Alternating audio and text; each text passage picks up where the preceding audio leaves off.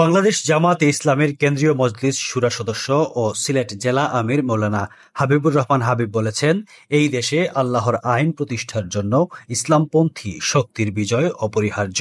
ন্যায়ভিত্তিক ও দুর্নীতিমুক্ত একটি সমাজ গঠনে জামাতের প্রার্থীদের জয় নিশ্চিত করলে বাংলাদেশ হবে একটি আদর্শ রাষ্ট্র।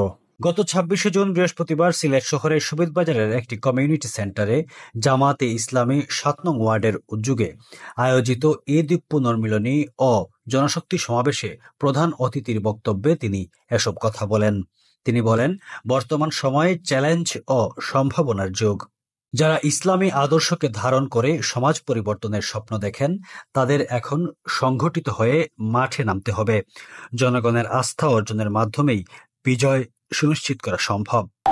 বাংলাদেশ জামাত ইসলামী মহতারাম আমির জামাত ডাক্তার শফিকুর রহমান দিনরাত পরিশ্রম করছেন, আমরা পরিশ্রম করছি। আজকে ৫৪% লোকগুলো তৈরি করা হয়েছে, সেই লোকগুলোকে আপনাদের সামনে পেশ করা হয়েছে।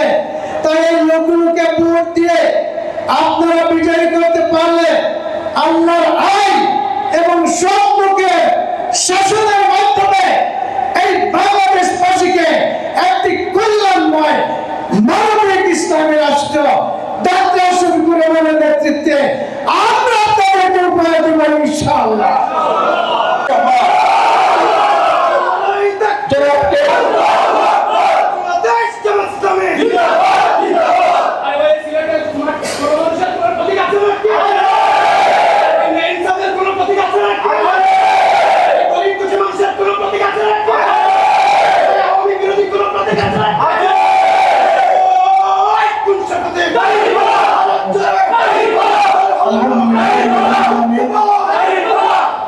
Looking to expand your business in the UK? UBM takes care of everything. Company registration, UK bank account, pay, insurance and tenancy.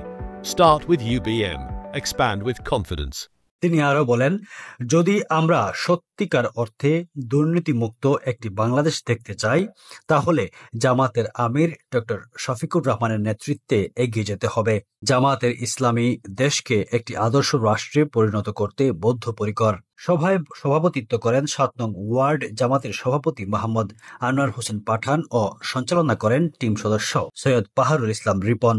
বিশেষ অতিথি হিসেবে বক্তব্য রাখেন জামাতে ইসলামী মনোনীত হবিগঞ্জ ১ আসনের সংসদ সদস্য পদপ্রার্থী ও সিলেট মহানগর জামাতের সেক্রেটারি মোহাম্মদ শাহজাহান আলী, সহকারী সেক্রেটারি মৌলানা ইসলাম উদ্দিন, বিমানবন্দর থানা জামাতের আমির শফিকুল আলম শফিক, সহকারী সেক্রেটারি রেজাউল ইসলাম, ৭ নং ওয়ার্ডের সাবেক কাউন্সিলর সাইদ মোহাম্মদ আবদুল্লাহ এবং হাফিজ Abdul high Harun.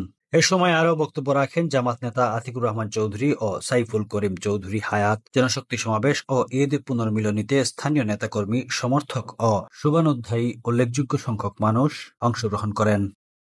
Desk news, UK Bangla live.